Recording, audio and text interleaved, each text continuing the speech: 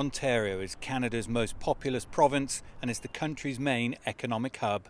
It is also home to Canada's largest Asian community.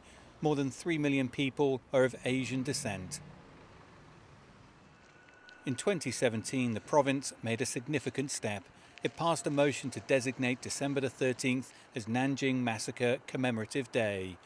It would commemorate the mass killing of 300,000 Chinese by Japanese troops in Nanjing during World War II. Soo Wong, then a member of Ontario's Legislative Assembly, tabled the motion to recognise Nanjing Massacre Commemorative Day.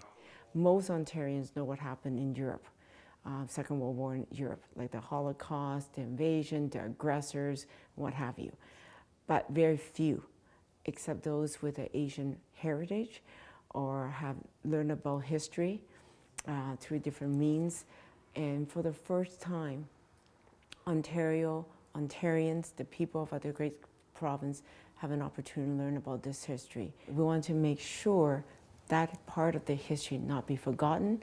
We need to make sure the faces, the voices of these victims, the survivors' families, will never be forgotten. As I always publicly said, lest we forget. I was very emotional when we were talking about this issue in the chamber, because I grew up in this story. I grew up in this story as a little girl in Hong Kong, and my mother was a very strong woman, and she talked about this to the three of us, very, very young. And it was hard because I grew up in Canada as well, and it was never taught.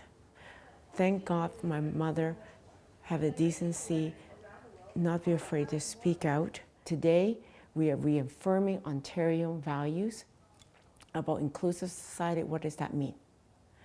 Inclusive society means we learn from each other's history, we respectfully hear each other, but most important, we got to strive for peace.